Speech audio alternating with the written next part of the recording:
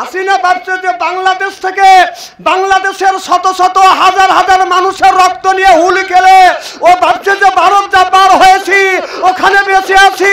না, তুমি বাঁচো নাই, বাংলাদেশের জনগণের হাত থেকে বাঁচতে পারো, কিন্তু আল্লাহ রাজধানীর হাত থেকে বাঁচতে পারবে না। চিল্লে বলো ঠিক কিনা?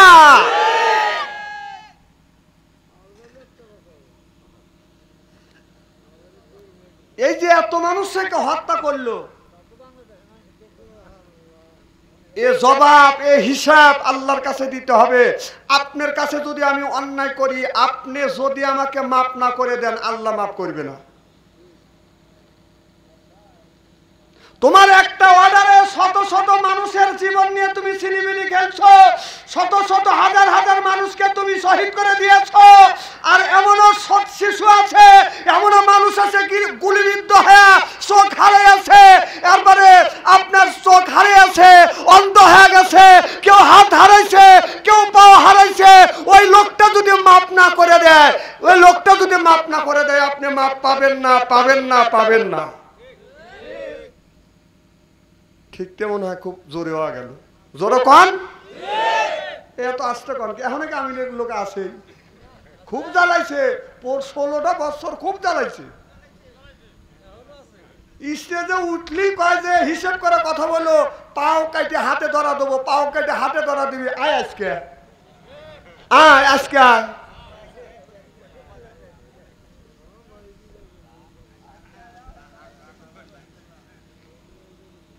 জমিন কার? আকাশ কার? কোরআন কার? হুকুম চলবে কার? তাহলে আল্লাহর কোরআন, আল্লাহর দেওয়া কোরআন আল্লাহর জমিনের উপরে আমরা প্রচার করব, সেই প্রচারে বাধা দেওয়া তোরা কে? তোদেরকে এই ছাত্র আন্দোলন করে তোদেরকে এই জমিন থেকে, এই বাংলাদেশ থেকে বিদায় করে নাই। এই বাংলাদেশ থেকে বিদায় করেছে কারণ মানুষের চোখের পানি অন্যায় অত্যাচার করবার পরে মানুষ যখন অভিশাপ করেছে, আল্লাহর গজবে বাংলাদেশ ত্যাগ করে ভারত পালাইছিস। 800 বছরের মধ্যে কোন নেতা নেত্রীকে পালাতে দেখি রে কে? তোকে দেখলে 800 বছরের মধ্যে ইতিহাসে পাইনি। এত মানুষের তুমি মারলে, তোমার মনে একটুকু দয়া হলো না? ইসুফ আলাইহিস সালামের 10 ভাই একজনকে মারার জন্য কূপের মধ্যে ফেলে দিছে, আর তুমি হাজার হাজার ছেলেকে তুমি নির্দ্বিধায় গুলি করে মারছো, হাজার হাজার মানুষের অঙ্গ তুমি নষ্ট করে দিছো। তুমি সেই নষ্ট করে দিয়ে কিভাবে তুমি সুখী থাকতে চাও? কিভাবে সুখী থাকতে চাও? ওদের দেশটা দেউলিয়া বানাইছে সাবেক প্রধানমন্ত্রী, দেশটা দেউলিয়া বানাইছে সাবেক প্রধানমন্ত্রী। ওদের সোনার দেশটা শোষণ করলো লুইটা পুইটা খাইয়া রে প্রধানমন্ত্রী, দেশটা দেউলিয়া বানাইছে সাবেক প্রধানমন্ত্রী। মাওলানা দেখিলে তুমি বলছো রাজাকার, দাড়ি টুপি দেখলে তুমি বলছো মৌলবাদ। ওদের রাজাকারের চশমা পরে, রাজাকারের চশমা পরে করলি সর্বনাশ রে প্রধানমন্ত্রী।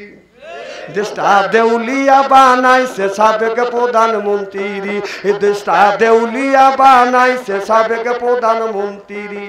ও কোথায় রইলেন কামরুল ইসলাম, কোথায় কাদের কাকা? কই গেল সে ওই মহিলার শ্বেতাং শ্বেতাং কথা? কোথায় রইলেন কামরুল ইসলাম, কোথায় কাদের কাকা? কই গেল সে ওই মহিলার শ্বেতাং শ্বেতাং কথা? ও যে দলের মানুষকে ভাষাইয়া, দলের মানুষ ভাষাইয়া দিল্লি করলে বাসারে প্রধানমন্ত্রী।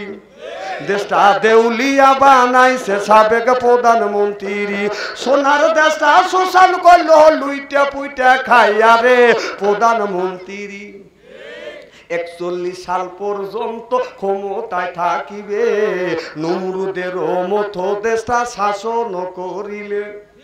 41 সাল পর্যন্ত ক্ষমতায় থাকিবে, নমরুদের মতো দেশটা শাসন করিলে। ওদের ছাত্রদের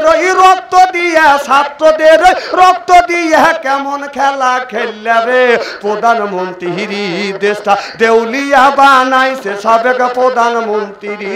চিল্লা বলুন ঠিক কিনা? এত দেশের অন্যায়, আপনার অন্যায় তুমি করো নাই কে? তুমি ভালো কাজ করছো। আমি জানি সারা বাংলাদেশে আমি প্রত্যেকটা জেলায় সফর করেছি, রাস্তাঘাট তুমি সব কিছু পরিপূর্ণ করছো, দেশের কোনো অভাব রাখো নাই। ঋণ করছো, আমার দুঃখ নাই কে? ঋণ করছো ভালো কথা, সব কাজ তুমি ভালো করলে, তুই এতগুলি মানুষ মারলি কে? আমার কথা হলো মানুষ মারলি কে?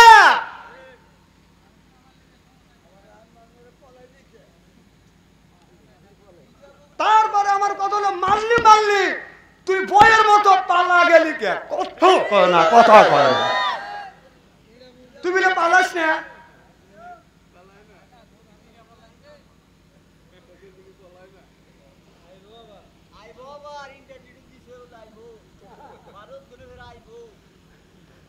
আম নাইরে বেলতলা যায় না,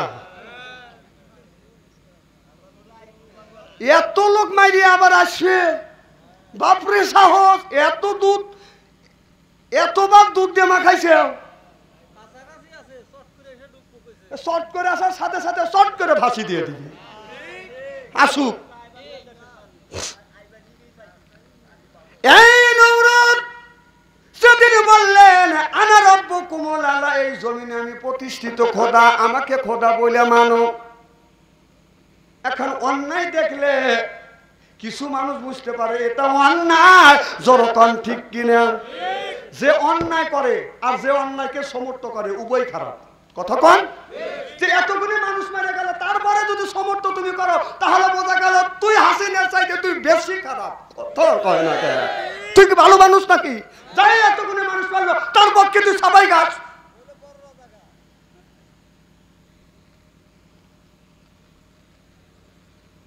এই নমরুদ, এই ফিরআউন যখন অন্যায় করতে লাগলেন, কি অন্যায় করলেন?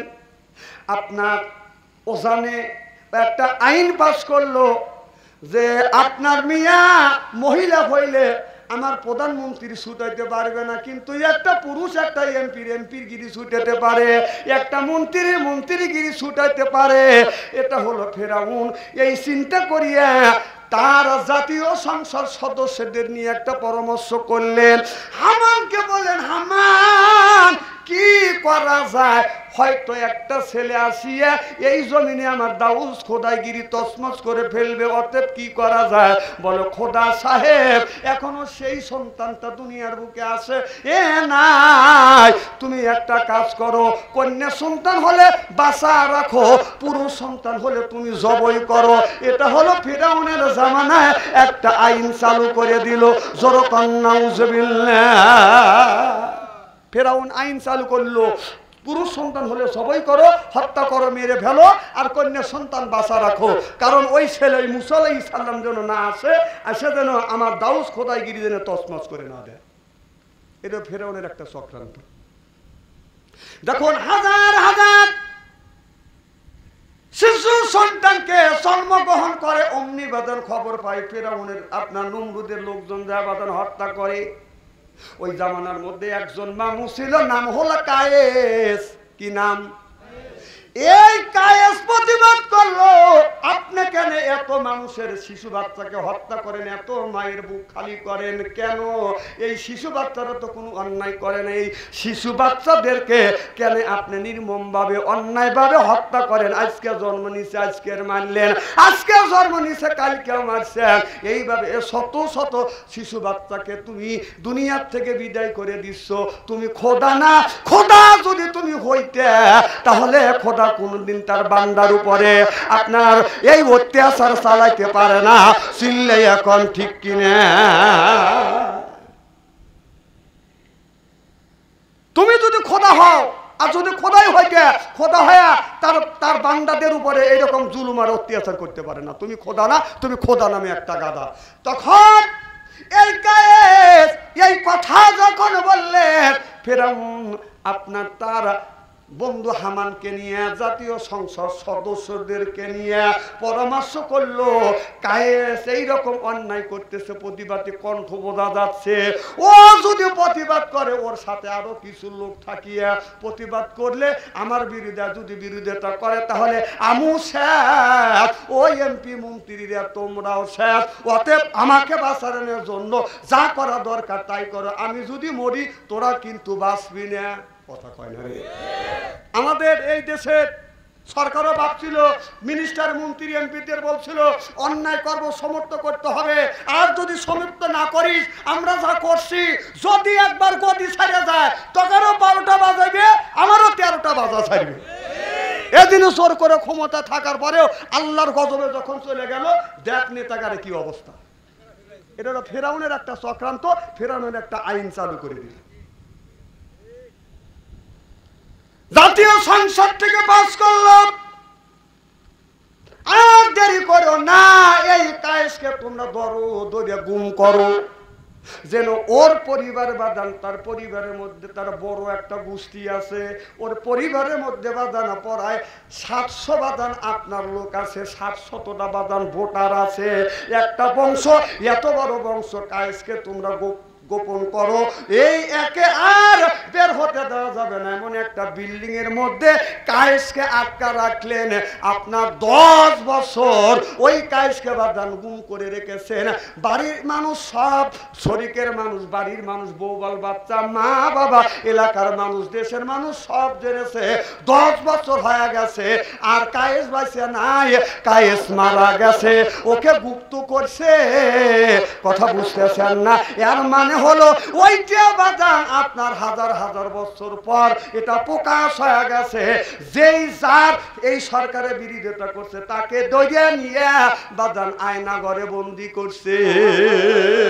এটা হলো ফেরাউনের একটা চক্রান্ত, এটা ফেরাউন একটা আইন চালু করেছে।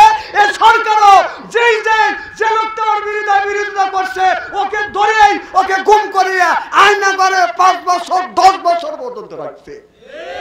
এটা ফেরাউনের একটা চক্রান্ত। কোরআন, এগুলো কোরআনের কথা, এই ফেরাউনের সব ঘটনা কোরআনের মধ্যে আছে না নাই? সব কোরআন হাদিসের কথা, ইতিহাসের কথা খুলে খুলে দেখেন, পড়ে পড়ে আমরা এগুলি প্রকাশ করতে পারিনি, কেমন আমরা প্রকাশ করলে ধরেই আমার 14 শিখের মধ্যে দিত। কি মুসিবতের মধ্যে পড়ে গেছিলেন। ফেরাউন যেরকম কাজ করেছে এই সরকার শেখ এরকম কাজ করছিল।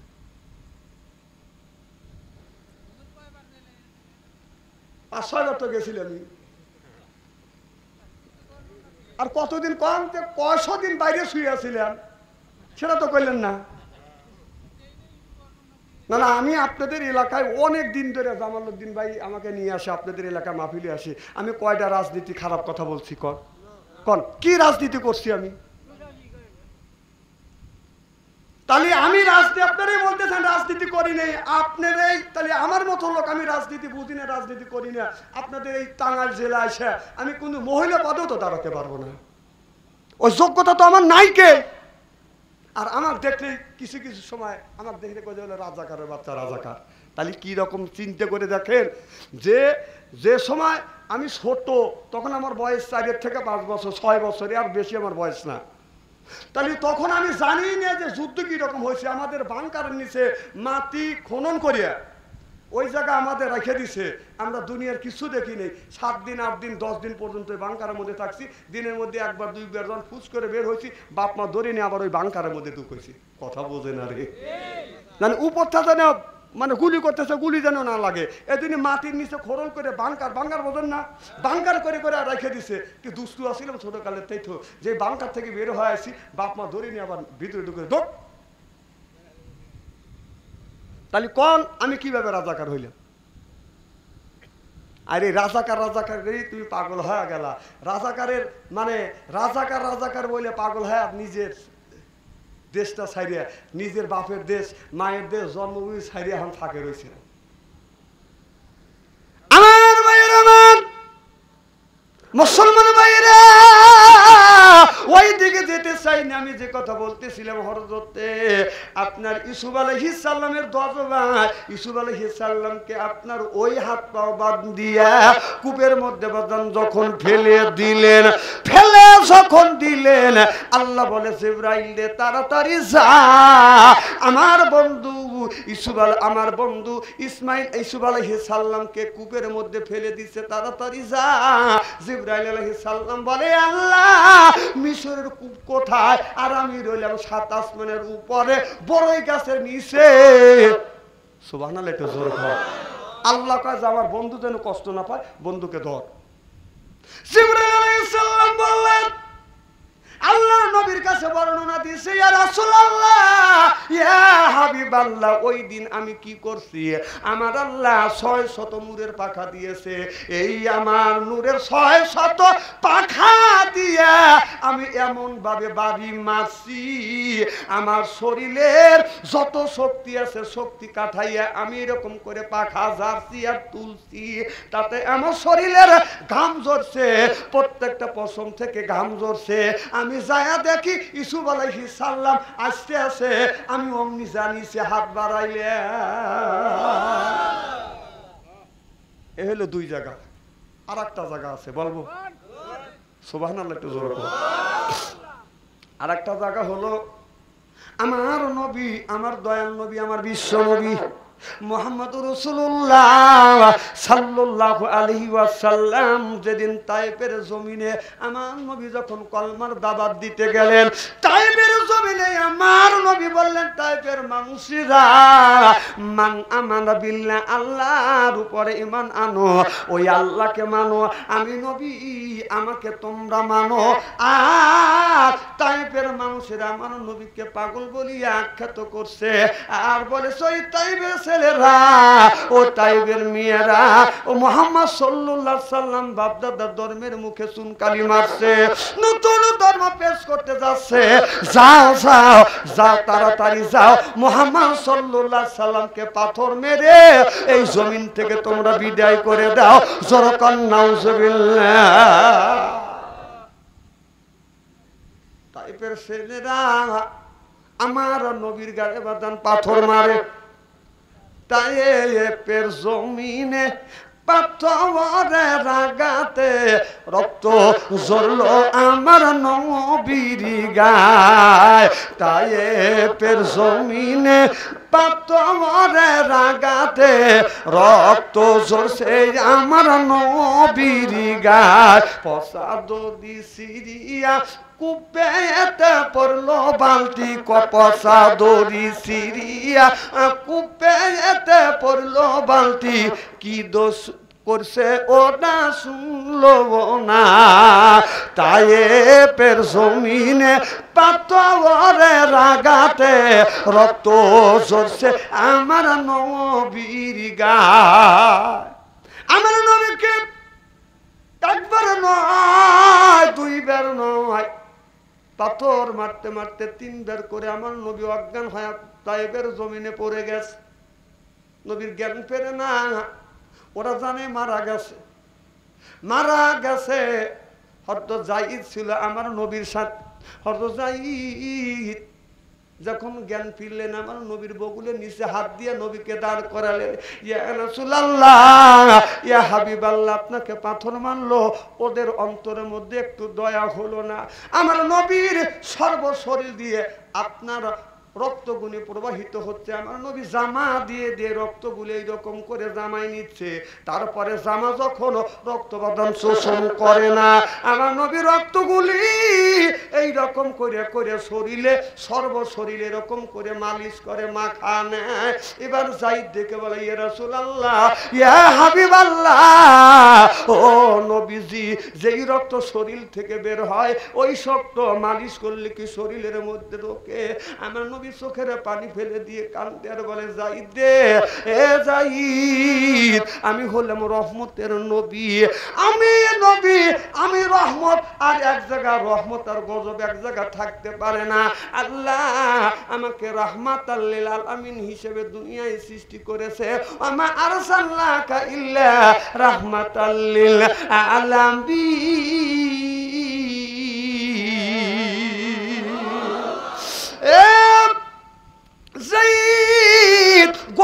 আল্লাহর রহমত এক জায়গায় থাকতে পারে না, কারণ আমার শরীরের এক ফোঁটা রক্ত যদি তাইফের জমিনে পড়ে, এই তাইফের জমিনে ভূমিকম্প উঠবে, মুহূর্তের মধ্যে তাইফের জমিন ধ্বংস হয়ে যাবে। আমার এই রক্ত তাইফের জমিনে আমি পড়তে দিব না, যদি পরে ভূমিকম্প হবে। এই জন্য রক্তগুলি আমি এরকম করে শরীরে মালিশ করছি। আমার নবীর অজানা এক ফোঁটা রক্ত পা মোবারক থেকে জমিনে পড়া বাপ আল্লাহ দেখে বলে, রে জিবরাইল, আমার রসুল জানে না, রসুল আমার দেখে না, ওই রক্ত এক ফোঁটা রক্ত যদি জমিনে পড়ে, তাইফের জমিনে আমার বন্ধুর রক্ত যদি পড়ে, আমি আল্লাহ সহ্য করতে পারবো না। সঙ্গে সঙ্গে আমি আল্লাহ ভূমিকম্প দিয়ে তাইফ নগর ধ্বংস করে ফেলবো। চিল্লে এখন সুবহানাল্লাহ। আমার নবীর গায়ের রক্ত এক ফোঁটা তাইফের জমিনে যদি পড়ে, তাহলে তাইফ নগরে আপনার ভূমিকম্প হবে।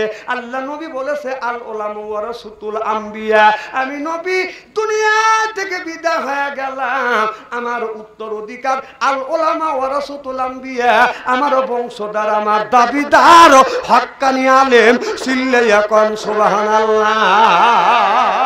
কেউ যদি হক্কানি আলেমের যদি গালি দেয়, সে গালি যেন আমি নবী আমার উপরে পড়বে। আলেমকে যদি মারে, সে যেন আমি নবী আমাকে মারলো।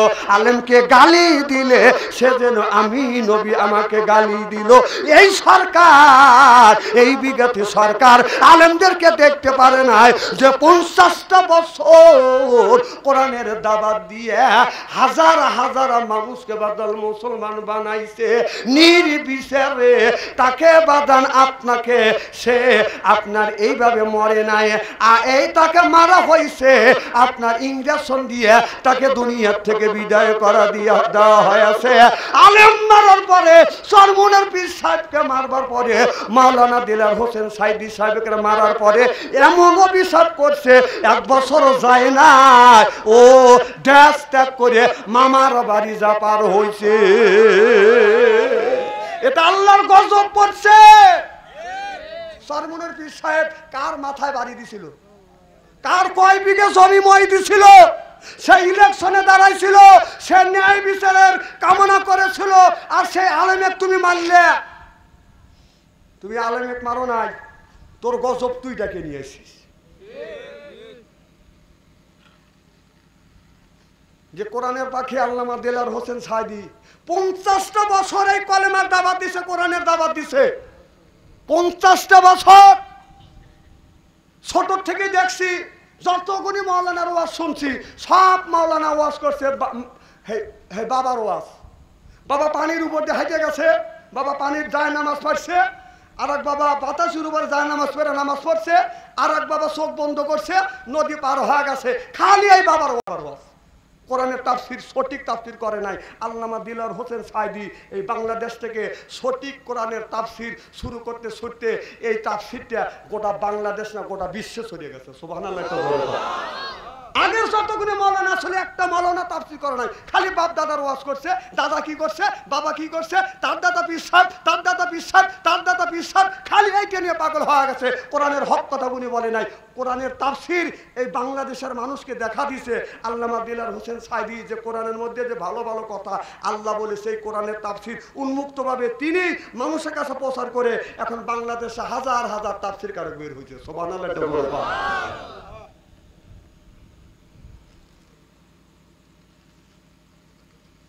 খুব খারাপ লাগতেছে।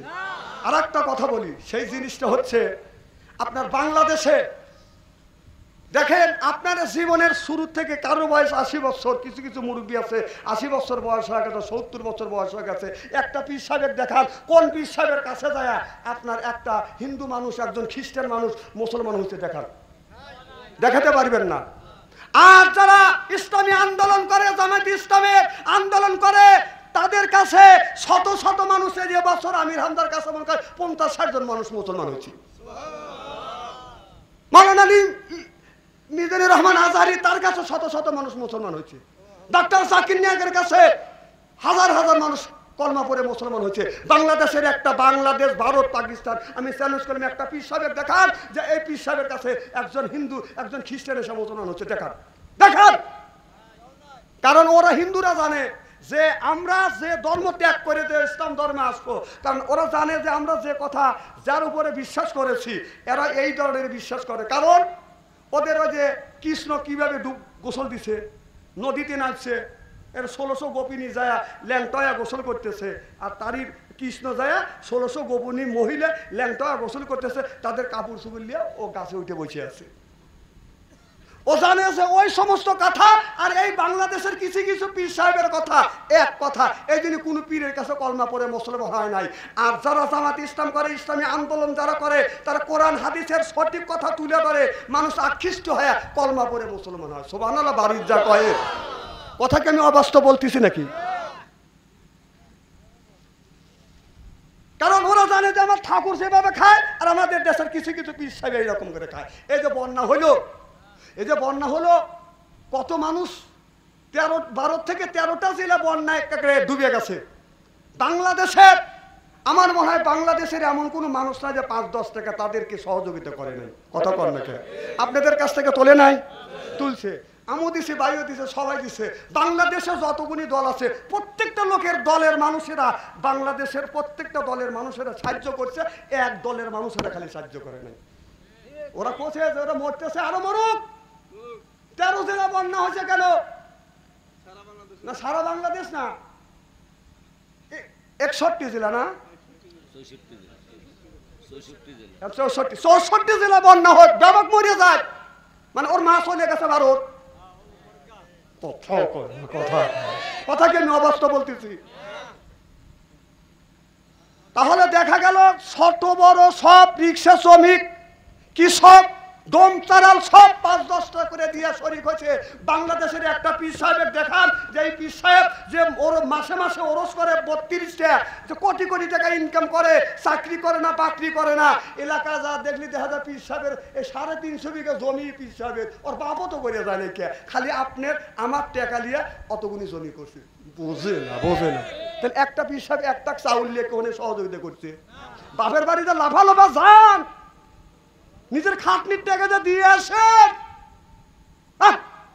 তোর মা পায় না ভাত, মাক দিস না ভাত কাপড়, বাবাকে দিস না ভাত কাপড়, বাবার বাড়িতে সবকিছু দিস, তোর বাবা বার করবে।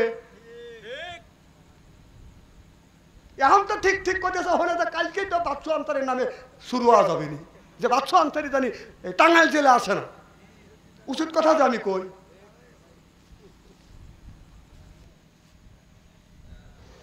জিকির করুন লা ইলাহা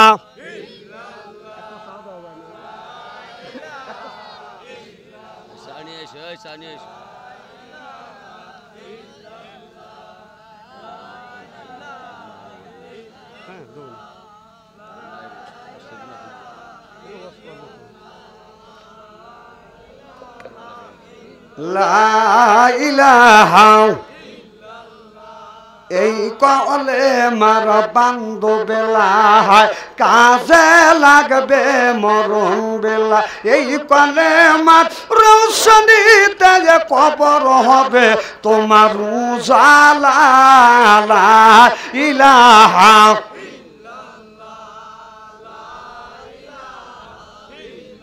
লা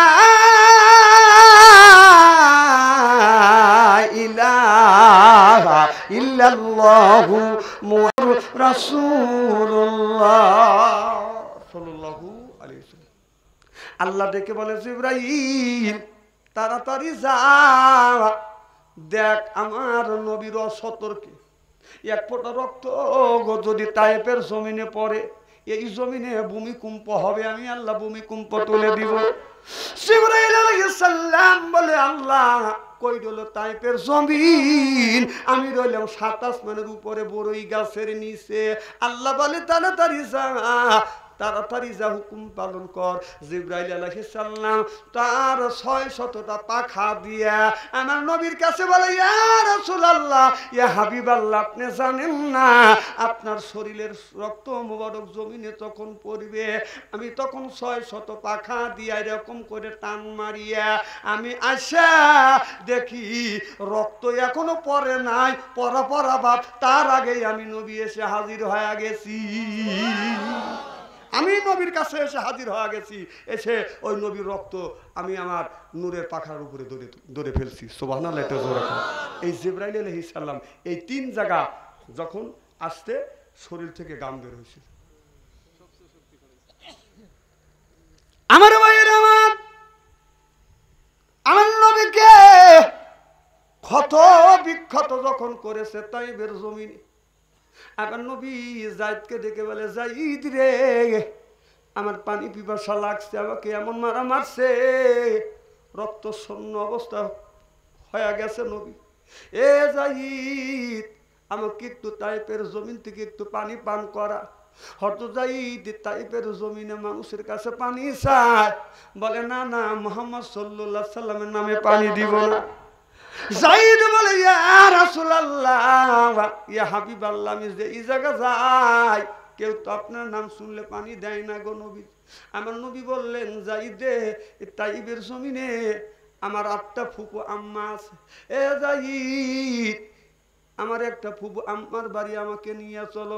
এবার যাইতে আমার নবীকে বগুলে নিচে হাত দিয়া আমার নবীকে নিয়ে তার ফুপু আম্মার গেটের সামনে দাঁড়াইয়া নক করেছে, নবী ফুপু আম্মা বাড়িতে আছে কিনা? কয়কে? কয় আমি তোমার ভাতিজা মুহাম্মদ। কি মুহাম্মদ, কি জন্য আসছো? বলে ফুপু আম্মা তাইফের জমিনে কলেমার দাওয়াত দিতে আসছে, আমাকে এইরকম করে আঘাত করছে, আমার শরীর থেকে রক্ত ঝরছে, আমি ক্ষুধার যন্ত্রণা তন্ত্রী ছিঁড়ে যেতে চাচ্ছি, পানি পিপাসায় কলিজাটা ছটফট ছটফট করতেছে, এক পেয়ালা পানি দাও। ফুপু আম্মা বলে, মুহাম্মদ, তুমি বাপ দাদার দরবের মুখে চুনকানি মারছো, এ মুহাম্মদ, তোমার নামের পানি আমরা তোমাকে পানি দিব না, মুহাম্মাদের নামে পানি তাইফের জমিনে বন্ধ। আমার নবী চলে গেলে এক বাগানের পাশ দিয়ে যাচ্ছে, এক বাগান পাহারা দিচ্ছে একটা ছেলে। এই যুবকটা আল্লাহর নবীকে দেখে বলে, আপনি কি বিশ্ব নবী? বলে, হ্যাঁ। ও বাজান, আঙ্গুর বাদান রস করিয়া, আঙ্গুর রস করিয়া 1 গ্লাস রস আনিয়ে আমার নবীরে দিলেন। আমার নবী 1 গ্লাস রস বাদান বসে ডক ডক করে খাওয়ার পরে বলতেছে, তুমি তো ইউনূস আলাইহিস সালামের দেশের মানুষ। বলে, হ্যাঁ, আমি ইউনূস আলাইহিস সালামের দেশের মানুষ। আপনি কেমন করে জানলেন? আমার নবী বললেন, এক নবী আর এক নবীর খবর জানে, এক নবী আর এক নবীর ভাই, আল্লাহ আমারে জানা দিয়েছে। আমার নবীকে কেউ পানি দেয় নাই, আমার বিশ্ব নবীর বাবা নাই, বাবা দুনিয়ায় নাই। পানির বিবি খাদিজা জানের চাইতো নবীরে যে বেশি ভালোবাসছে, সে খাদিজাটা দুনিয়ার থেকে বিদায় হয়ে গেছে। নবীর চাচা যা চাচা আবু তালেব বেশি ভালোবাসছে, সে চাচাটাও দুনিয়ায় নাই, দুনিয়ার থেকে বিদায় হয়ে গেছে। সেই চাচা বাদান মারা গেছে, আমার নবী তাইফের জমিনে গেছে, পাথর মারছে। হযরত যায়েদ আমার নবীকে যখন বাড়িতে নিয়ে গেছে, হযরত ফাতেমা দৌড়া আসে, দেখিয়া আমার নবীকে বুকের সাথে লাগাইয়া ঘরের মধ্যে শোয়া দিয়েছে। আমার নবীর 4টা মেয়ে, সবথেকে ছোট মেয়ে হচ্ছে ফাতেমা। 4টা মেয়ের মধ্যে 3জন মেয়ে এসে বলতেছে, ও বাবা, আমার মা দুনিয়ায় নাই, আমার দাদা আপনার চাচা তো দুনিয়ায় নাই, আপনি কেলে তাইফের জমিনে কলেমার দাওয়াত দিতে গেলেন? যদি না যাইতেন আপনাকে তো কেউ মারতো না। আমার নবী শুনিয়া আমার নবী আর চোখের পানি ফেলতে ধরে রাখতে পারে না। মা 3জন মেয়ে এই কথা বলে, মা ফাতেমা এইটা বলে না, ঘরের মধ্যে যায় কান্দে, বাবাকে শোয়, বাবার কাছে যায় বসে, কপালে হাত দিয়ে বলে, আব্বা আপনার কেমন লাগে? নবী বলে, মা ফাতেমা রে, আমার কলিজাটা ছটবট ছটবট করতেছে, আমার শরীরটা জর্জরিত হয়ে গেছে। এ মা, আমার বড় খারাপ লাগতেছে, একবার দৌড়াও নবীর কাছে যায়, এরপরে বাড়ি আসিয়া বাজান রে এক পাতিলে জয়তুনের তেল গরম করে, আর এক পাতিলে পানি গরম করিয়া একটা ন্যাকড়া দিয়ে ভিজাইয়া আমার নবীর ক্ষত জায়গা রক্তগুনি বাদান পরিষ্কার করিয়া দেয়। আমার নবী বললেন আমার 3টা মেয়ে আছে না, যা মা করছে এই কাজ আমার ফাতেমা করছে। আমার নবীর ক্ষত জায়গা বাদান ওই গরম পানি দিয়ে বাদান পরিষ্কার করছে, ন্যাকড়া দিয়ে দিয়ে পরিষ্কার করছে, জয়তুনের তেল গরম করিয়ে ওই জায়গা মালিশ করে করে বাদান দিছে।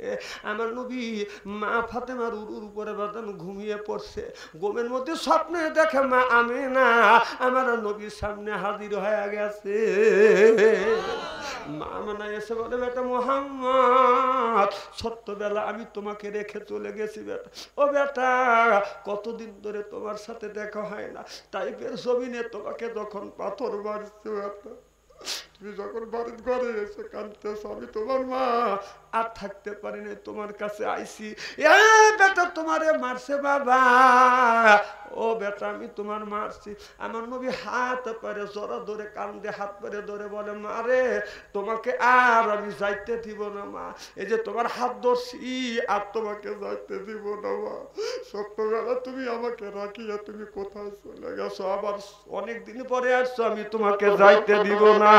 স্বপ্নের মধ্যে হাত ধরছে, এই হাত মা আমেনার ধরে নাই, আমার নবী হযরত ফাতেমার হাত ধরছে। সুরকন সুবহানাল্লাহ। মা ফাতেমা অমনি নবীর কপালে একটা চুমন দিছে, অমনি আমার নবীর ঘুম ভেঙে গেছে। নবী ঘুম থেকে জেগে দেখে মা আমেনা নাই, আমার নবী কাঁদতেছে। মা ফাতেমা দেখে বলে বাবা আপনি কেন কাঁদেন? বলে মা ফাতেমা তুমি যখন আমার গায়ে রক্তগুলো মা গরম পানি দিয়ে ন্যাকড়া ভিজাইয়া রক্তগুলো পরিষ্কার করে জয়তুনের তেল আমার ক্ষত জায়গা যখন তুমি লাগিয়ে দিচ্ছ, আমি আরাম পাইছি মা, আমি তোমার উলুর উপরে ঘুমিয়ে পড়ছি। আমার মা আমেনা স্বপ্নের মধ্যে আমার সাথে দেখা করতে আসছে, আমার কপালে চুমো দিছে। আমার এই কষ্ট দেখে আমার মা আফসোস করেছে, আমার মা আফসোস করেছে মা, আমি হাত পারে ধরছি মা, আমি ঘুম থেকে জেগে দেখি মা তুমি আমি আমার মা আমেনার হাত ধরে, আমি তোমার হাত ধর। আজকে থেকে তুমি আমার মেয়ে না, আজকে থেকে হলো তুমি আমার মা।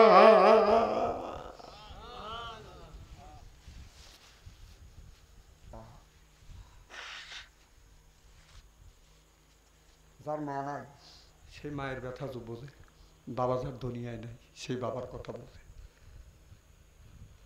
আমার মুসলমান ভাইরা, আল্লাহর হাবিবের প্রিয় উম্মতেরা, আমার নবী বললেন মা ফাতেমা আমার 4টা মেয়ের মধ্যে 3টা মেয়ে শুধু বলে আব্বা কেন আপনি কলেমার দাওয়াত দিতে গেলেন, যদি না যাইতেন বাবা আপনি মার খাইতেন না, আপনাকে পাথর মারতো না, খাইতেন না, কেন আপনি চলে গেলেন? আমার নবী বুঝাতে চায় আমি নবী যদি কলমার দাওয়াত দিতে না যাইতাম, আমি যদি মার না খাইতাম, আমি যদি রক্ত যদি না দিতাম, এই জমিনে কোনোদিন ইসলাম প্রতিষ্ঠিত হইতো না। সিল্লাইয়া কলমার হাওয়া।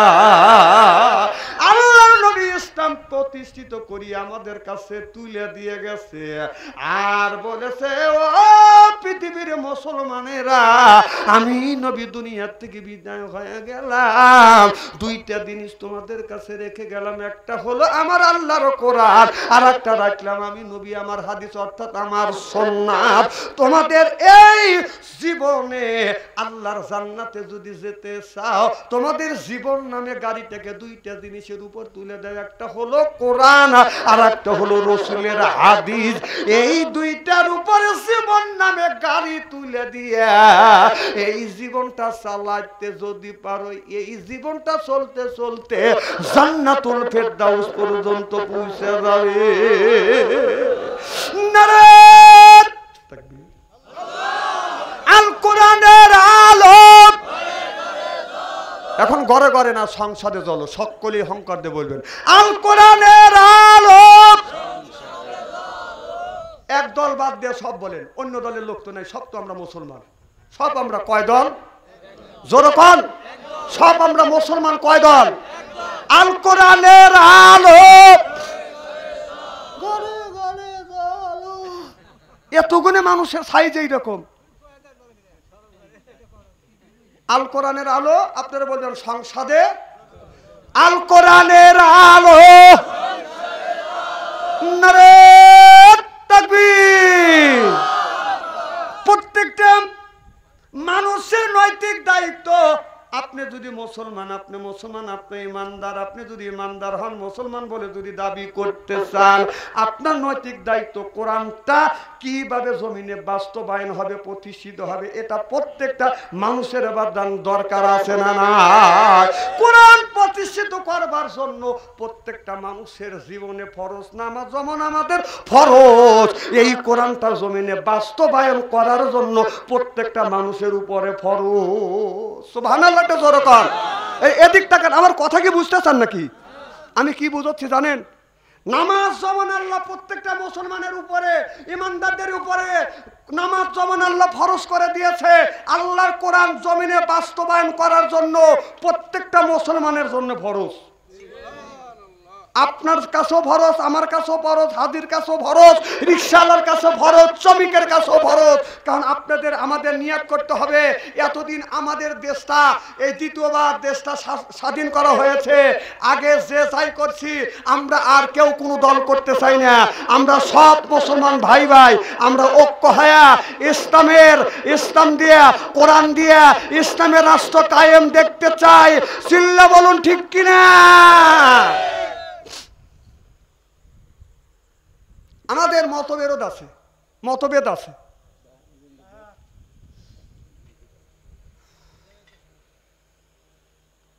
খুব খারাপ লাগতেছে নাকি? আমি কোরআন হাদিসের বাইরে গিয়ে কোনো কথা বলতেছি। আল্লাহ জমিনে যদি কোরআনের রাজ কায়েম করতে চান, প্রত্যেকটা মানুষের নৈতিক দায়িত্ব আছে না নাই? আছে।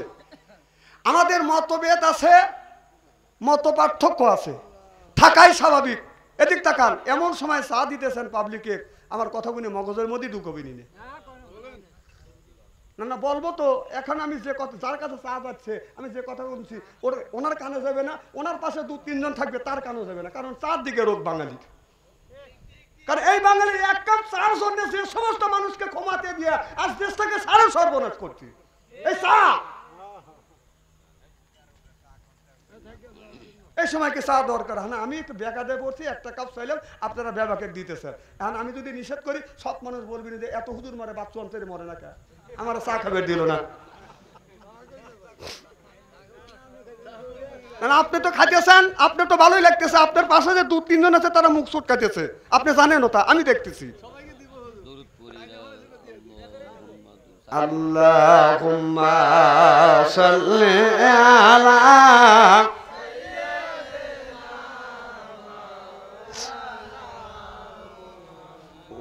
আলা আলে মাওলানা। কেউ বা নবী পাগল বলে, কেউ বা বলে জাদুঘর। আল্লাহ কোরআন সাক্ষী দেয়, সে জামানার পয়গাম্বার। আল্লাহুম্মা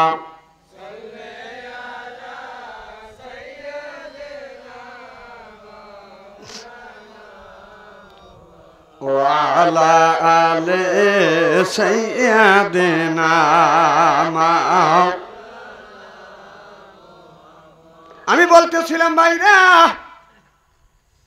ভালো করে লক্ষ্য করে শুনুন, মতভেদ থাকাই স্বাভাবিক, আছে, থাকবে। সাহাবীদের ভিতরে মতভেদ ছিল, এখনো আছে না নাই? খালি সাহাবীদের মধ্যে ছিল, আমাদের মধ্যে থাকাই স্বাভাবিক। কেউ আমরা মিলাদ পড়ি, কেউ পড়ি না, কেউ আমরা তাবলিগ করি, কেউ তাবলিগ করি না, কেউ পীর মুরিদি করি, কেউ করি না। আমাদের লক্ষ্য হলো একটা, কোরআন এই জমিনের মধ্যে প্রতিষ্ঠিত হবে। হওয়ার জন্য সব মুসলমান, সব পীর সাহেব, সমস্ত আপনার ইসলামী দল আমরা ঐক্য হয়ে গেছি। আর যাদের মধ্যে একটু মতবিরোধ আছে, আমি পায়ে ধরে অনুরোধ করব, আমাদের মতবিরোধ থাকাই স্বাভাবিক। আমরা ইসলামের রাজ কায়েমের জন্য আমরাই সবাই ঐক্যবদ্ধ আছি না? কারা কারা আছে এটা হাত তুলে দেখান তো দেখি। নারে তাকবীর, নারায়ে তাকবীর, হাত নামান। আচ্ছা, দুই একজন যে হাত তুললো না, তাহলে বোঝা যাবে ওটা কি আবু জেহেলের অনুসারী। এনে অলসতার জায়গা তখন আমরা বুঝি না, আমরা সব বুঝি। কেউ মিলাদ পড়ে, যারা মিলাদ পড়তেছে তাদের পড়তে দেন, এটা মতবিরোধ থাকাই স্বাভাবিক। কিয়াম যারা করতেছে তাদের করতে দেন। যারা আপনার নিজের খায়া নিজের পড়িয়ে মানুষের হাত ধরে ধরে দিনের দাওয়াত দিচ্ছে, এটাও তো ইসলামের একটা কাজ। কারণ আপনার তাবলীগের কথা, আল্লাহ দাওয়াতের কথা, আল্লাহ কোরআন কারিমের মধ্যে বলেছে, বাল্লিক হে নবী আপনি তাবলীগ করেন। সুবহানাল্লাহ বললেন না? তাবলীগ যারা করতেছেন ভালো কাজ করেন, আর যারা পীর মুরিদি করতেছেন সেটাও করেন, এটাও ভালো কাজ। ভালো কাজে বাদান আমাদের কোনো অভিমত নাই, মতবিরোধ নাই। আমরা সকলেই মুসলমান, পীর হোক। এরপরে তাবলীগ জামাত আছে, কেউ জামাত ইসলাম করে, কেউ চরমুনাই করে, কেউ রসুলপুর করে। আমাদের কোনো জিনিসের দিকে লক্ষ্য নাই। আমাদের লক্ষ্য হলো কোরআন কিভাবে রাষ্ট্র, এই কোরআন জমিনে কিভাবে কায়েম হবে, এদিকে আমরা সকলে ঐক্যমত। চিল্লে এখন ঠিক কিনে? আমি সকলের পায়ের নিচে হাত থেকে বলবো, যে তাবলীগ করতেছেন করেন, ভালো কাজ। যে পীর মুরিদি করতেছেন করেন, এটাও ভালো কাজ। যে কিয়াম করেন সেও ভালো কাজ, যে কিয়াম করেন না সেও ভালো করে। কারণ সমস্ত এর মধ্যে মতবিরোধ আছে না নাই? অতএব কোরআনের কে যে জামাত ইসলাম করেন করেন, অসুবিধা নাই। কিন্তু আমরা কোরআনের রাষ্ট্র কায়েমের জন্য, কোরআনকে প্রতিষ্ঠিত করবার জন্য দল বল নির্বিশেষে সব ওলামা ঐক্যবদ্ধ হয়ে গেছে। আমরা সব ওলামার সাথে থাকবো কি থাকবো না? আল্লাহ জমিনে, এই জমিনে এই দুই চোখ দিয়ে রাষ্ট্র কিভাবে যেন কোরআন দিয়ে রাষ্ট্র পরিচালনা হয়, এটা আমরা দেখবো ইনশাআল্লাহ। কোরআন দিয়ে যদি রাষ্ট্র প্রতিষ্ঠিত হয়, এই সন্ত্রাসী, এই চাঁদাবাদী থাকবে না। কোরআন দিয়ে রাষ্ট্র কায়েম হলে, কোরআনের রাজ যদি কায়েম হয়, ইসলাম যদি প্রতিষ্ঠিত হয়, সর্বপ্রথম কিছু লোকের সমস্যা হবে। সেই লোকের হলো যারা নামাজ পড়ে না, তাদের বাধ্যতামূলক নামাজ পড়া লাগবে। আমার কথা বোঝে কি বোঝেন না? বাধ্যতামূলক নামাজ পড়া লাগবে। যারা নামাজ পড়ে না তারা একটু মতবিরোধ মুখ দিয়ে বলবে না, কিন্তু ফাঁকে যা মানুষকে বলবে না। ও নিজে নিজে বলবে যে ইসলাম জানে প্রতিষ্ঠিত না হয়, ইসলামের দলে আমি ভোট দেবো না, কারণ ভোট দিলেই আমার নামাজ পড়া লাগবে। এরা হলে ইসলামের শত্রু হয়ে থাকবে। ইসলাম প্রতিষ্ঠিত হোক, সেই পক্ষে ভোট ওরা দিতে যাবে না। আল্লাহ বলে ওয়াজা আল্লাহ লিল মুত্তাকিনা ইমামা। সুবহানাল্লাহ বললেন না? এই যে লোকটার ভিতরে এতটুকু ইমাম আছে, ইমান আছে, আপনারা রাষ্ট্র ইমাম, এটা কোরআনের কথা না কার কথা? কোরআনের কথা। আল্লাহ বলে ওয়াজা আল্লাহ, আয় আল্লাহ লিল মুত্তাকিনা ইমামা।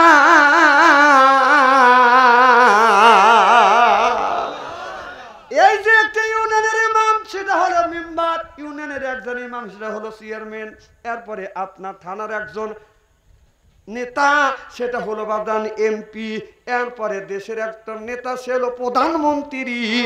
যদি ইসলামের রাজ কায়েম হয়, 2 নম্বর বলবে আপনার যাকাত দিতে হবে। যাকাত দিতে হবে। গরিব মানুষ খুশি, ধনী যারা আছে তারা বেজার হবে। আমাদের কাছে থেকে লক্ষ লক্ষ টাকা যাকাত নিয়ে গরিবের দিবে, কথা কয় না? এদের অসুবিধা হবে, এই 2 শ্রেণী মানুষের অসুবিধা হবে। আমি 2 চোখে দেখতেছি। এই জন্য যারা সর্বপ্রথম আপনার ইসলাম কবুল করেছে তারা ছিল গরিব। সুবহানাল্লাহ, একটু জোরে কর। বাংলাদেশে এখনো গরিব মানুষ থাকবে না। যাদের কোটি কোটি হাজার হাজার কোটি টাকা আছে, তাদের কাছ থেকে যদি আপনার ইসলামী রাষ্ট্র যদি কায়েম হয়, তাদের কাছ থেকে আপনার ওই যাকাত তুলে গরিবের দিলে, এক গরিবের দিলে পরে এমন ভাবে জাকাত দেওয়া হবে পরের বছর যেন ওই গরিবই যেন আবার জাকাত দিতে পারে। সুবহানাল্লাহ, একটা জোরে কর। এইভাবে যদি 10 বছর এই দেশে যদি কাজ করা হয়, এই 10 বছরের মধ্যে বাংলাদেশে গরিব মানুষরা পাবে না, এই বাংলাদেশ একটা জান্নাতের টুকরো হয়ে যাবে। সুবহানাল্লাহ, একটা জোরে কর। তো যা হোক, রাত 12টা বাজে গেছে। না না, সকালবেলা ফজরের নামাজ আছে, গরমের দিন। না না, ভয় নেই। আমি কি ভয় খাওয়া ওয়াজ করছি নাকি? আমি কোরআনের বাইরে কথা বলছি। প্রত্যেকটা কথা কোরআন হাদিস দিয়ে ব্যাখ্যা করে, বিশ্লেষণ করে, বাস্তবের সাথে মিল করে আপনার চোখে আঙ্গুল দিয়ে দেখা দিছি। আরো করা লাগবে? না না, আর যদি 10টা মিনিট করি আপনারা রাজি আছেন তো ইনশাআল্লাহ? নারে তাকবীর, জিকির করুন লা ইলাহা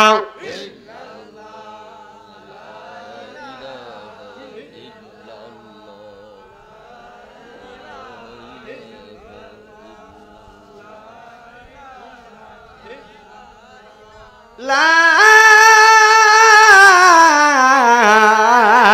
ইলাহা ইল্লাল্লাহু মুহাম্মাদুর রাসূলুল্লাহ সাল্লাল্লাহু আলাইহি ওয়াসাল্লাম। আমার মুসলমান ভাইরা, আল্লাহর হাবিবের প্রিয় উম্মতেরা ভালো করে লক্ষ্য করুন। আমার নবী মসজিদে বসে আছে, এমন সময় জিবরাইল আলাইহিস সালাম হাজির হয়ে গেলেন। মুহাম্মদ হাই গিবনা গোপ্তা তানা গুপ্তা জিবরাইল হাই গিবনা গোপ্তা তানা গোপ্তা রব্বুল জলিল।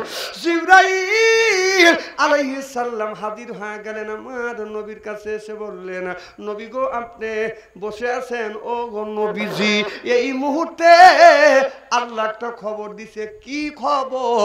জিবরাইল আলাইহিস সালাম বলেন, এই মুহূর্তে খবর পাইলাম আপনার 2 নাতি কলিজার টুকরা হাসান হুসাইনের মৃত্যুর আলামত। আমার নবী 2 নাতিকে ভালোবাসতেন। নবী বলে, জিবরাইল, আমার 2টা নাতির মৃত্যু কেমন করে হবে আমাকে একটু বুঝাও। জিবরাইল আলাইহিস সালাম বলে, ইয়া রাসূলুল্লাহ, ইয়া হাবিবাল্লাহ, ও নবীজি, আপনার এক নাতি হযরত হাসান রাদিয়াল্লাহু তাআলা আনহুর মৃত্যু হবে বিষ খাইয়া, জহর খাইয়া। আর আপনার ছোট নাতি হুসাইন রাদিয়াল্লাহু তাআলা আনহুর মৃত্যু হবে দাস্তান শহীদ কারবালায় তরবারির নিচে। আমার নবী এই কথা শুনিয়া চোখের পানি মুছা দিয়া নবী আমার মসজিদ থেকে বাড়িতে গেলেন। হাসান হোসেনকে ডাক দিলেন, হাসান রে হুসাইন, তাড়াতাড়ি আয়। 2 নাতি বাদান দৌড়া আসতে না আমার নবীর কাছে এসে হাজির হলেন। আমার নবী হযরত হাসানকে কোলে নিলেন, চুমো দিলেন। হোসেনকে কোলে নিয়ে আর নবী ছাইড়ে দেয় না, বুকের সাথে লাগাইছে। জিবরাইল আলাইহিস সালাম বলেছে, হাসান মরবে বিষ পানে, হোসেন মরিবে দাস্তান শহীদ কারবালায় তরবারির নিচে, তার গলা কেটে নিবে। এই জন্য রাসূল ধরে ধরে বাদান সব জায়গায় অঙ্গে অঙ্গে চুমো দিচ্ছে, সমস্ত অঙ্গে চুমো দিচ্ছে, আর বলছে, আল্লাহুম্মা হুসাইনা সাবরা ওয়াসিকাল্লাযী নাসিয়ান ওয়াসিকাল্লাযী ওলিয়ান ওয়াসিকাল্লাযী শাহীদান আল্লাহুম্মা হুসাইনা সাবরা। এই বলে বলে নবী বাদান চুমো দিছে। আল্লাহ বলে, জিবরাইল, তাড়াতাড়ি যা, আমার বন্ধুকে বল অঙ্গে শরীরের সব অঙ্গে চুমো দিবে, কিন্তু গর্দানির পিছনে গর্দানে যেন নবী চুমো না দেয়। চিল্লে এখন মারহাবা। জিবরাইল হাজির হয়ে গেলেন আর বললেন, নবী গো, ও নবীজি, ইয়া রাসূলুল্লাহ, ইয়া হাবিবাল্লাহ, ও নবীজি, সব জায়গা চুমন দেন, গর্দানের পিছনে আপনি চুমন দিয়েন না। কিরে জিবরাইল, আল্লাহ নিষেধ করছে, নবী তো বোঝা আর বাদ হইল না। যেই জায়গা আমার সুমন লাগবে ওই জায়গা ইজিদ বাদাম তরবারি নিক্ষেপ করতে পারবে না আমার নবী। এই জন্য নবীকে আল্লাহ বললেন, বন্ধু, সব জায়গা সুমন দেন, গর্দানে পিছনে সুমন দেয় নাই। নবী সুমন দেয় নাই। হযরত হুসাইনের যদি গর্দানে তীর মারতে যদি হয়, গলা যদি কাটতে হয়, কিতাবের মধ্যে লেখছে হুসাইন জমিনের মধ্যে যখন পড়ে গেছে, হোসাইনকে জমিনের মধ্যে উপর করে শোয়াইয়া হযরত হোসেনকে শিরচ্ছেদ করছে, দুনিয়া থেকে বিদায় করে দিছে। কারণ আমার নবী যেই জায়গা চুমন দিছে ওর তরবারি ওই জায়গা তো তরবারি দিয়ে গলা কাটা দূরের কথা, পশম পর্যন্ত কাটবে না। জোরে কোন সুবহানাল্লাহ। হোসেনকে যখন হত্যা করা হয়েছে, পিছন থেকে উপর করে শোয়াইয়া গর্দানে ছুরি চালা তার গলাটা কেটে ফেলছে। আমার ভাইয়ের আমার, হোসেন এত জ্ঞানী, এত ভালো। আমার নবী হোসেনকে বেঁচেছে, আমার নবী খুতবা দিচ্ছে, মসজিদে শত শত সাহাবী বাদান বসে আছে। হোসাইন পিছন থেকে নবীর দিকে বাদান এরকম করে সাহাবীদেরকে দুই হাত দিয়ে ফাড়ি দিয়ে আসতেছে। এমন সময় হযরত ওমর আলীকে ডেকে বলে, আলী রে, তোমার বেটা দেখো কিভাবে যায়। আমার নবী ওয়াজ করতেছে, আমার নবী খুতবা দিচ্ছে, ওয়াজ করতেছে, আর তোমার সন্তান হোসাইন কিভাবে মানুষকে ফাড়ি দিয়ে যাচ্ছে। আজকে তোমার ছেলে না হইয়া আমার ছেলে আব্দুল্লাহ যদি হইতো তাহলে ওকে আমি এখানে থামিয়ে দিতাম। হযরত আলী ওমরের মুখের দিকে তাকা দেখে, ওমরের মুখ লাল, চোখ বড় বড়। কথা বুঝতেছেন না? আমার নবী ওয়াজ করতেছে, ওই জায়গা কি কেউ বেয়াদবি করার সাহস পাবে? হোসাইন জোরে জোরে যাচ্ছে, আলী হযরতে ওমরের কথা শুনিয়ে এরকম করে জরা ধরছে। ও নানা বলে যখন ডাক দিবে, আলী এইরকম করে মুখটা ঠাইসে ধরছে, এমন জোরে ঠাইসে ধরছে, ঠোঁটটা বাদান দাঁতের মধ্যে ঢুকে গেছে, দাঁত ঢুকে গেছে, কেটে গেছে। হযরত আলীর হাত ছোঁয়া ছোঁয়া রক্ত পড়তেছে। আমার নবী দেখে বলে, আলী রে, ছাড়িয়া দাও, আমার নাতিকে আমার কাছে আসতে দাও। এবার হযরত আলী ছাড়িয়া দিলেন, সাহাবীরা সাইড কেটে দিলেন, রাস্তা করে দিলেন। এবার হোসাইন যখন সামনে আসছে, আমার নবী হোসাইনকে জড়া ধরে দুই গালে চুমো দিয়ে রক্ত হাতে নিয়ে বলল, এই রক্ত কে বাইর করছে? বলে হোসাইন বলে, ও না না, আমার বাবা, তোমার সাহাবী এত খারাপ, আমাকে এমন ভাবে ধরছে আমার রক্ত পর্যন্ত বের হয়ে গেছে। না না, তোমার কাছে আসার জন্য তোমার সাহাবীরা আসতে দেয় নাই, বাবা ঠাসে ধরছে আর আমার ঠোঁট কেটে রক্ত বের হয়ে গেছে। না না, তুমি জানো আমার কত মর্যাদা, তোমার সাহাবীরা তা জানে না। চিল্লাইয়া কান মারহাবা। আমার নবী বলে, হোসাইন, তুমি যখন বলেছ আমার চাইতে তোমার মর্যাদা বেশি, আমার সাহাবীদের মাইন্ডে লেগে গেছে, তুমি একটু বুঝাও আমার চাইতে তোমার মর্যাদা কেমন করে বেশি হয়, আমার সাহাবীদেরকে তুমি শুনাও। সুবহানাল্লাহ। এবার হযরত হোসেন বলে, না না, বলো তোমার মাকে, তোমার মার নাম কি? বলে আমার মা হলো আমেনা। বলে আপনার মা আমেনা এই পৃথিবীর কয়জন মানুষ চেনে? কয় কেউ চেনে, কেউ চেনে না। সুবহানাল্লাহ। আমার নবী বলতেছে কেউ চেনে, কেউ চেনে না। হোসাইন বলে, না না, তুমি কি জানো আমার মাকে? আমার মা খাতুনে জান্নাত। শুধু তাই নয়, আমার মা এমন এমন মা, আমার মা জান্নাতের দুইজন যুবক হলো জান্নাতের সর্দার, সেই দুই যুবকের মা আমার মা। ও না না, আমার মা এমন মানুষ এই জমিনে আসাদুল্লাহ হেলগালি বাঘ তার স্বামী, আমার তার স্ত্রী আমার মা, জান্নাতের সর্দারিনী আমার মা, আল্লাহ নবীর বিটি আমার মা হযরত ফাতেমা। তোমার মা তো নবীর বিটি না, আমার মা নবীর বিটি। বলো বাবা, এদিক থেকে তোমার মর্যাদা বেশি না আমার মর্যাদা বেশি? সব আমার নবী বলে, হোসাইন রে, এদিক থেকে তোমার চাইতে আমার চাইতে তোমার মর্যাদা বেশি। নারে তাকবীর। সাহাবীরা আশ্চর্য হয়ে গেল, সব সাহাবী দাবিয়ে যাচ্ছে, এত সুন্দর কথা ছোট বাচ্চার জবান থেকে বের হচ্ছে। নানা গো, ও নানা, বলো তোমার বাবাকে। বলে আমার বাবা আব্দুল্লাহ। ও আব্দুল্লাহ তোমার বাবা? তোমার বাবা কজন ছেলে? কেউ চেনে, কেউ চেনে না। তুমি কি জানো? ও নানা, আমার বাবাকে। নবী বললে তুমি বলো কে তোমার বাবা, পরিচয় দাও। আমার বাবা হলো আসাদুল্লাহ হেল গালি। সুবহানাল্লাহ। আমার বাবা এমন মানুষ, জান্নাতের দুইজন যুবক জান্নাতের সর্দার হবে তার বাবা আমার বাবা। সুবহানাল্লাহ বলেন। জান্নাতের নারীদের সর্দারিনীর স্বামী আমার বাবা। শুধু তাই নয়, বিশ্ব নবীর ছোট মিয়ার জামাই আমার বাবা হযরতে আলী।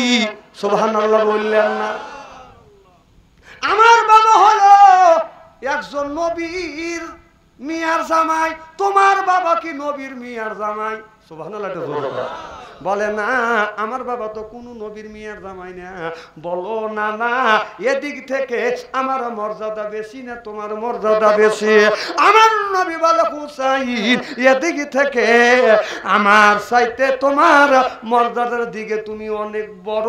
চিল্লে এখন সুবহানাল্লাহ। ডাকতে বলে নানা রে, তোমার নানিকে? কয় আমার নাবি, আমার নানি মক্কার একজন মহিলা, ওহাব জহিরের স্ত্রী। নানা গো, তোমার নানিকে কয়জন চেনে? সুবহানাল্লাহ বাড়ির যা কয়। ও নানা, আমার নানিকে তুমি কি জানো? আমার নবী বললে তুমি বলো। বলে আমার নানি যিনি, তিনি মদিনার মক্কার ভিতরে সব চাইতে বড় ধনী ছিলে। আমার নানি আমার নানার প্রেমে পড়িয়া নানাকে বিয়ে করিয়া তার জমা জমি অর্থ সম্পদ তালা তালুক সব আল্লাহর রাস্তায় কোরবানি করিয়া দিছে। তোমার নানিকে এটা করছে। সুবহানাল্লাহ। এমন একজন আমি, এমন একজন নানি আমার, স্বয়ং আল্লাহ আমার নানিকে সালাম দিছে। তোমার নানিকে আমার আল্লাহ সালাম দিছে। আমার নানিকে সালাম দিছে। তুমি চেনো না আমি কোন বংশের মানুষ? সুবহানাল্লাহ বাড়ির কয়েন। ও নানা, মহিলাদের ভিতরে সর্বপ্রথম আমার নানি আমার নানার কাছ থেকে ইসলাম কবুল করেছে। নানা, আমার নানির নাম হলো হযরতে খাদিজাতুল কুবরা। চিল্লে এখন সুবহানাল্লাহ বলো। নানা, নানির দিক থেকে আমার মর্যাদা বেশি না তোমার মর্যাদা বেশি। আমার নবী বলে হুসাইন, নানির দিক থেকে আমার চাইতে তোমার দিকে অনেক অনেক গুণ মর্যাদা বেশি। নানা, এবার শেষ প্রশ্ন, বলো বলো তোমার নানাকে। কয় আমার নানা হলো ওহাব জহুরি। কয় ওহাব জহুরি তোমার নানা? কয় হে, ওহাব জহুরি আমার নানা। নানা তুমি জানো আমার নানাকে? কয় কে, একটু বলো তো তুমি শুনি। খালি আমি শুনবো না, আমার সাহাবীরা শুনবো। সুবহানাল্লাহ। সাহাবীরা মনে হয় একবার পাথর হয়ে গেছে। সুবহানাল্লাহ বললেন না? ও নানা, আমার নানাকে তুমি কি চেনো? কয় তুমি বলতে থাকো।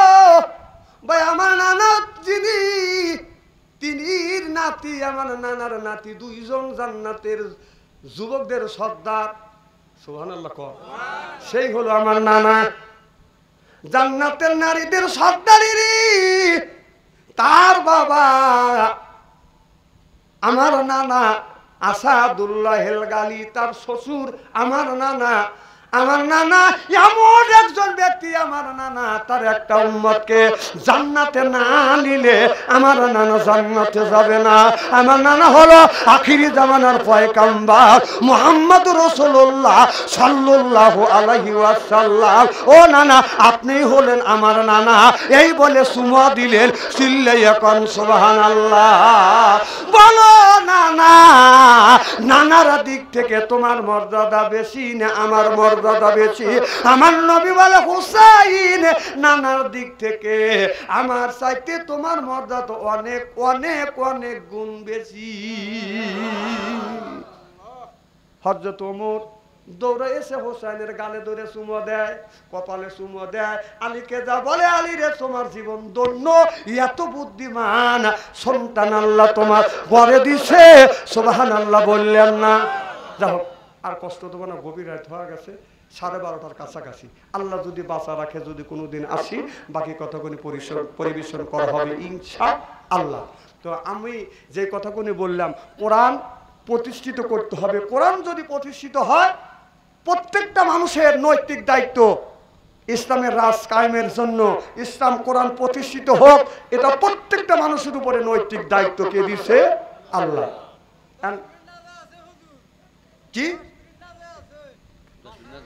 না না, 12:30 মোনাজাত করলে এগুলো শেষ হওয়া যাবে। দেখেন, আপনাদের একদিন, আমাদের প্রত্যেক দিন। না না, আমরা তো সিজনাল বক্তা না যে খালি সিজনে 2-3 মাস ওয়াজ করবো, আমাদের 12 মাসই করা লাগে। কথা বলছেন না? আপনারা ভালোবাসেন, আর আমিও আপনাদের ভালোবাসি। আর খাস করে আমার ভাই বন্ধুগণ মাওলানা জামালউদ্দিন মাহমুদী সাহেব, এর সাথে আমার এতই সম্পর্ক, মনে করেন যে মনে হয় যে আমার এক ভাই। ভাই যখন মোবাইল করে তখন টাকার চিন্তা করি না, বলিও না। ভাই বলে, আচ্ছা আপনারা ভালোবাসেন, ভাই বলেন ভাই ভালোবাসে, আমিও আপনাদের ভালোবাসি। ভাই বলে, আমি আসি আপনাদের কাছে, আচ্ছা দুটো কথা বলি, আমি আপনাদের কাছে টাকার জন্য আসি না, টাকার জন্য আসি না। 20-30 হাজার টাকা আমার চাওয়া লাগে না, এমনি দেয়। আপনারা কয় টাকা দেন? শুধু ভালোবাসার জন্য। কারণ এই টাঙ্গাইল জেলার, এই পশ্চিম টাঙ্গাইলের মানুষ আমাকে এতই ভালোবাসে, ভাইয়ের মতো, সন্তানের মতো, ছেলের মতো, নাতির মতো ভালোবাসে। আর আপনারা ভালোবাসেন দেখে এত গরমের মধ্যে আপনারা বসে আছেন, একটা লোক মাথা লাড়ান নাই, একটা লোক রাগ করে উঠে যান নাই। আমি অন্তর থেকে দোয়া করি, আল্লাহ যেন জান্নাতে যাননি কেমন শিক্ষা দেয়, জোরকান আমিন। সর্বশেষ একটি কথা বলবো, আমাদের কোনো দল নাই, মতবিরোধ নাই। যে তাবলিগ করতেছ করতে দেন, যে আপনার পীর মুরিদি করতেছে করতে দেন, মিলাদ করতেছে করতে দেন, যে কিয়াম করতেছে করতে দেন, আমাদের কোনো মতবিরোধ নাই। আমাদের একটাই কথা হলো, কোরআনের রাজ, কোরআনকে বাস্তবায়ন করব এই জমিনের মধ্যে। এই আপনার বাবা দেশ চালাচ্ছে সেটাও দেখছি, এরপরে চাচা দেশ চালাচ্ছে সেটাও দেখছি, ভাই দেশ চালাচ্ছে সেটাও দেখছি, ভাবি দেশ চালাচ্ছে সেটাও দেখছি, আভা দেশ চালাচ্ছে তাও দেখছি, সব কিছু দেখছি। এখন দেখতে চাই কোরআন দিয়ে কেমন করে রাষ্ট্র পরিচালনা হয়, সেটি আমরা দেখতে চাই ইনশাআল্লাহ। জনগণ ঠিক কিনা?